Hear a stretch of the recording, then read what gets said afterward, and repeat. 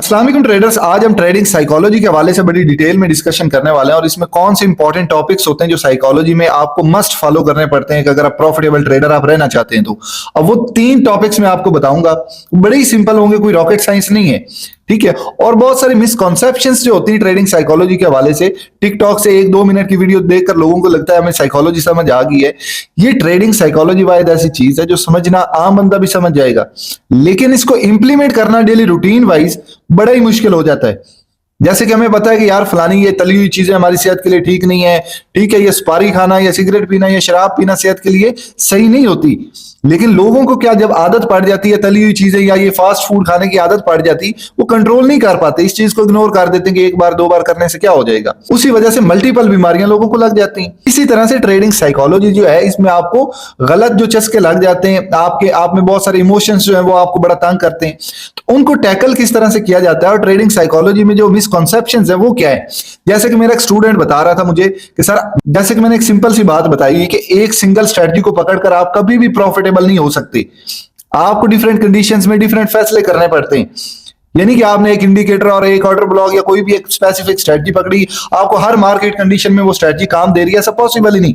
उसके लिए proper market का आपको साइकिल समझना पड़ेगा, डिफरेंट फेजेस को समझना पड़ेगा, मार्केट कौन कौन सा फेज में चलती है और कौन कौन सी ट्रिक्स मार्केट आपके साथ प्ले कर जाती है और उन ट्रिक्स में आपको किस तरह से फैसले लेने, वो बड़ा इंपॉर्टेंट है। और एक सिंगल स्ट्रेटजी उन सारी चीजों को टैकल नहीं कर सकती। ये मैंने चीजें बताई हुई हैं। और वो कह रहा है कि मार्क डगलस जो है, अब जो मार्क डगलस है वो अपनी बुक में बताता है कि सिंपल एक स्ट्रेटजी को फॉलो करें, मल्टीपल स्ट्रेटजीज में आप कंफ्यूज ना हो। तो क्या मार्क डगलस गलत है या मैं गलत हूं? मार्क डगलस बिल्कुल सही बोल रहा है, उसकी बात को मोस्ट ऑफ द लोग समझ ही नहीं पाते वो कहना क्या चाह रहा है। ये मैंने पूरी बुक का रिव्यू मेरे भाई दिया हुआ आज से 2 साल पहले। अब मार्क डगलस ने एक स्ट्रेटजी को फॉलो करने का बोला है कि एक ही स्ट्रेटजी को आप फॉलो करें, मल्टीपल स्ट्रेटजीज में कंफ्यूज ना हो और उसी एक स्ट्रेटजी पे स्ट्रिक्ट रहें। अब स्ट्रेटजी ये नहीं कि आपने 15-20 या 40 मिनट की वीडियो यूट्यूब से देखी है और उसी स्ट्रेटजी पे डिपेंड कर रहे हैं, दिन रात उसी बेस पे ही ट्रेड ले रहे हैं। जैसे कि मैं आपको एग्जांपल देता हूं, मैंने लास्ट टाइम एक स्ट्रेटजी बताई जिस बेस पर मैं ट्रेड्स करता हूं न्यूयॉर्क सेशन में। अब न्यूयॉर्क सेशन में मैंने एक वीडियो बताई, ठीक है, यहां पर एक स्ट्रेटजी बता रहा हूं, फिर एक वीडियो मैंने बताई, उसमें मजीद चीजें ऐड हो रही हैं, यहां पर मजीद मैंने चीजें आपको बताई, पूरा एक रोड मैप लिया। इस वीडियो में मैं डिफरेंट कंडीशंस में डिफरेंट फैसले ले रहा हूं। तो स्ट्रेटजी ये नहीं है कि आप, जैसे मैंने बताया हुआ कि आपकी लिक्विडिटी जिस साइड पे ग्रैब हो उस साइड के ऑपोजिट ट्रेड आपने लेनी जब भी न्यूयॉर्क सेशन स्टार्ट हो। यहां पर तो ऐसा कुछ नहीं हुआ, मेरी तो ट्रेड मिस हो जाएगी। यहां पर भी ऐसा कुछ नहीं हुआ, ट्रेड मिस होगी। यहां पर ऐसा हुआ है जो मैंने बताया है, ठीक है, यहां पर भी सेम वैसे ही हुआ है, लेकिन ये लिक्विडिटी के अलावा भी काफी सारी चीजें बता रही थी, ठीक है। उसके बाद यहां पर भी तो ऐसा कुछ नहीं हुआ, लिक्विडिटी वगैरह ग्रैब नहीं हुई, यहां पर भी ऐसा कुछ नहीं हुआ। तो मुझे 8-10 दिन में सिर्फ 2 ट्रेड्स उस बेस पे मिली हैं जो मैंने बताई लिक्विडिटी की बेस पर। लेकिन इस वीडियो में मैंने जो फैसले लेना आप लोगों को बताया डिफरेंट कंडीशंस में, उन फैसलों के कुछ रूल्स हैं, वही रूल्स मिलाकर एक स्ट्रेटजी बनती है। मार्केट के तो डिफरेंट फेजेस हैं। अगर मैं लिक्विडिटी वाली स्ट्रेटजी पे ही बैठा रहूंगा तो 10 दिन में मुझे 2 ट्रेड्स मिल रही हैं। दिन की एक ट्रेड लेना बहुत है, हालांकि लोग तो दिन की 4-4 5-5 ट्रेड्स ले रहे होते हैं। क्वालिटी ट्रेड्स मैटर करती है क्वांटिटी ट्रेड्स पे। मतलब आप मल्टीपल ट्रेड्स ले लेते हैं, उससे आप प्रॉफिटेबल नहीं हो सकते। आपने एक क्वालिटी की ट्रेड ली है, अच्छी तगड़ी ट्रेड ली है जिसमें बहुत वेट आपने किया है, लेकिन स्ट्रॉन्ग कंफर्मेशन के बाद आपको ट्रेड मिली है, ऐसी ट्रेड कलेक्टिवली आपको सही विन रेट दे जाती है, ठीक है। लेकिन आप ऐसे बगैर सोचे समझे फोमो में आकर, लालच में आकर छोटे छोटे फैसले बार बार चेंज कर रहे हैं, तो उससे आपकी ट्रेड्स तो मल्टीपल हो जाएंगी, प्रॉफिट्स में भी कही जाएंगी, लेकिन आपका ओवरऑल विन रेट कम हो जाएगा, ठीक है। आप कई बार लाइव ट्रेड्स यहां पर ले रहे होते हैं, जो फ्यूचर्स ट्रेडिंग करते हैं, ठीक है, 1 मिनट पे आकर ट्रेड्स ले रहे होते हैं, तो उनके मल्टीपल एसएल भी हिट हो जाते हैं। मैं जब ट्रेड लेता हूं, मैं मैक्सिमम हफ्ते में मेरी 2 से 3 ट्रेड्स लगती हैं, ठीक है, रूल्स के मुताबिक जो मैंने अपने बनाए हुए, जिसको मैं स्ट्रेटजी कहता हूं, ठीक है। अब स्ट्रेटजी क्या होती है आपको बड़ी आसान अल्फाज में पता चल जाएगा। स्ट्रेटजी क्या होती, आपने मार्केट में जैसे एक कंसोलिडेशन फेज चल रहा होता है, एक फेज होता है जहां पर लिक्विडिटी ग्रैब हो रही है, एक फेज होता है जहां पर आपकी मार्केट किसी रिट्रेसमेंट लेकर इस तरह से रिट्रेसमेंट लेकर किसी पीयूआई पे आ रही है, ठीक है, ये भी एक स्ट्रेटजी होगी, ठीक है। कॉम्बिनेशन में डिफरेंट कंडीशंस, मार्केट में मल्टीपल कंडीशंस हो जाती, तो वहां पर एक स्ट्रेटजी तो आपको कभी भी नहीं ट्रेड्स लेकर दे सकती, वो स्ट्रेटजी फिट ही नहीं होगी हर कंडीशन में। तो स्ट्रेटजी क्या है, कई बार मार्केट होगी कंसोलिडेशन फेज में, कई बार इस तरह से मार्केट एक ट्रेंड में जाकर रिट्रेसमेंट लेकर किसी भी पीयूआई पे पड़ी होगी, ऑर्डर ब्लॉक भी हो सकता है, वो रिजेक्शन ब्लॉक भी हो सकता है, ब्रेकर ब्लॉक भी हो सकता है, एडवांस ऑर्डर ब्लॉक हो सकता है, आपका ये रीटेस्ट पॉइंट हो सकता है, कोई भी पीओआई हो सकता है। एक ये कंडीशन होगी। एक मार्केट में इस तरह से कंडीशन होती है, मार्केट कंसोलिडेशन फेज में लिक्विडिटी ग्रैब कर रही है, यहां पर हमें कोई और फैसला लेना पड़ेगा। लेकिन अब एक और कंडीशन में बता देता हूं, मार्केट इसी तरह से आ रही है, ठीक है, ये रिट्रेसमेंट लेकर, लेकिन एकदम ही मार्केट बहुत तगड़े वॉल्यूम के साथ, एक अग्रेसिव मूव के साथ इस पीओआई पे आ रही है। यहां पर मार्केट इस तरह से आ रही है, फॉर एग्जांपल रिट्रेसमेंट लेकर आराम आराम से आ रही है। इस पॉइंट पे मेरा फैसला और होगा, इस पॉइंट पे मेरा फैसला और होगा, इस पॉइंट पे मेरा फैसला और होगा। इसी तरह से बेशुमार फैसले हम लेते हैं डिफरेंट कंडीशंस में। वो सारे इस एक वीडियो में मैं नहीं बता सकता आपको, उसके लिए ये वाली दो प्लेलिस्ट फॉलो करनी पड़ेंगी, एक ये प्लेलिस्ट और एक ये प्लेलिस्ट। इसमें मल्टीपल मैंने आपको कॉन्सेप्ट्स बताए मार्केट के बिहाइंड क्या हो रहा है, उसके पीछे लॉजिक क्या और आपको किस तरह से फैसले लेने पड़ेंगे, ठीक है। वो सारी चीजें इधर मैंने एक्सप्लेन की हुई है। आपको पूरा हर तरह की ट्रेड मेथड्स मिल जाएंगे, आईसीटी की बेस पर, वीएसए की बेस पर, एसएमसी की बेस पर, ठीक है। तो मैं कभी इन कैटेगराइज कभी नहीं किया कि ये मेरा ये ट्रेड करने का मेथड है। मुझे जो काम की चीज मिलती है मैं अपने डिसीजन में उसको ऐड कर लेता हूं। तो स्ट्रेटजी ये है, मैंने डिफरेंट कंडीशंस ली है, उसमें अपने फैसले जो है फिक्स रखे हुए। ये कंडीशन होगी तो मैंने ये फैसला लेना है, ये कंडीशन होगी तो मैंने ये फैसला लेना है, ये कंडीशन अगर मार्केट में बन रही तो उसमें मेरा ये फैसला होना चाहिए। उसमें ट्रेंड बड़ा इंपॉर्टेंट रोल अदा करता है। तो मैंने कुछ स्पेसिफिक रूल्स बनाए हुए हैं अपनी डिफरेंट कंडीशंस के लिए, वो मेरी स्ट्रेटजी है।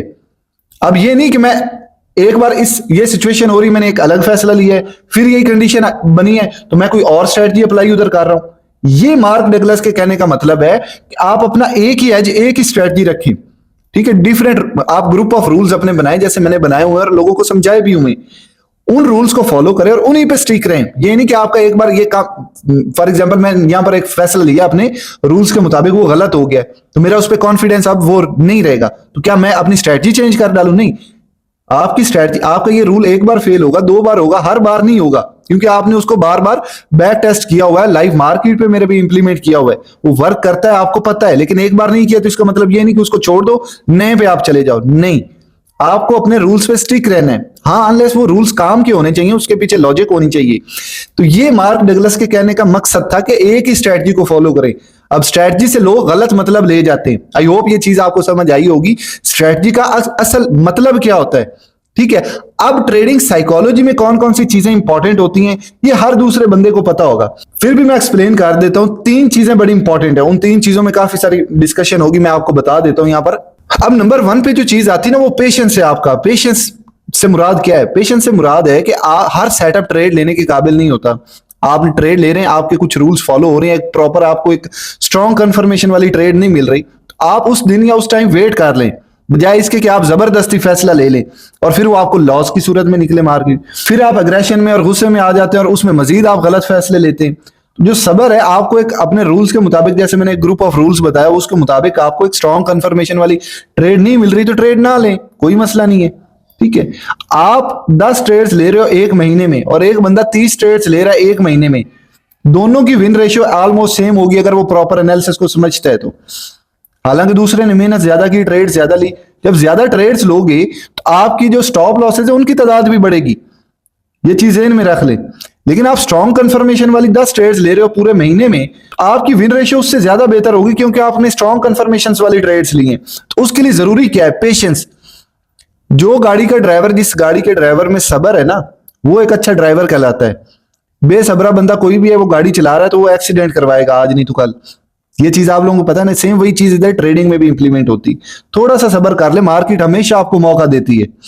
लिक्विडिटी जब ग्रैब होती है वो एक मौका होता है जहां पर लोगों के स्टॉप लॉसेज हिट हो रहे हैं। इसलिए मैं क्यों कहता हूं सेकंड कंफर्मेशन का वेट किया करें। ये नहीं कि ऑर्डर ब्लॉक में मार्केट आई और डायरेक्ट ही ट्रेड ले लें, वहां पर थोड़ा सा सब्र दिखाना होता है। लोग क्या करते हैं, फोमो में आ जाते हैं, यार मार्केट निकल ही ना जाए हाथ से, ऑर्डर ब्लॉक को टच करके एकदम ही ना पंप हो जाए। यहां पर कितनी बार हुआ है कि एकदम ही मार्केट पंप कर जाती। आपकी 10 ट्रेड्स में मार्केट नॉर्मली मूव करती, एक बार ऐसे होता है कि मार्केट एकदम ही हाथ से निकल जाती। वो उस एक बार को पकड़ने के लिए आप 10 ट्रेड्स में गलत डिसीजंस ले जाते हैं। ये सारी चीजें सब्र में आती हैं आपके, ठीक है ना। अगर मार्केट ने जल्दी में निकलना भी है तो वो आपको सेकंड कंफर्मेशन दे के ही निकलेगी, ठीक है ना। 10 में से 9 कंडीशंस में एक बार निकल भी गई तो क्या हो जाएगा, मार्केट इधर ही है यार, आप भी इधर ही हो। तो ये चीज कहलाती सब्र। नंबर 2 पे क्या आता है? अच्छा, नंबर 2 पे आती है वही चीज जो ऑलरेडी मैं डिटेल में पहले ही आप लोगों को एक्सप्लेन कर चुका हूं। अपनी स्ट्रेटजी पर स्ट्रिक्टली फॉलो रहना, ठीक है। अपनी स्ट्रेटजी को बड़ी सख्ती से आपने फॉलो करना। बल्कि मैंने पहले भी एक चीज बताई, आपने जो रूल्स बनाए हुए ना अपने ट्रेडिंग डेस्क पे चिपका लें।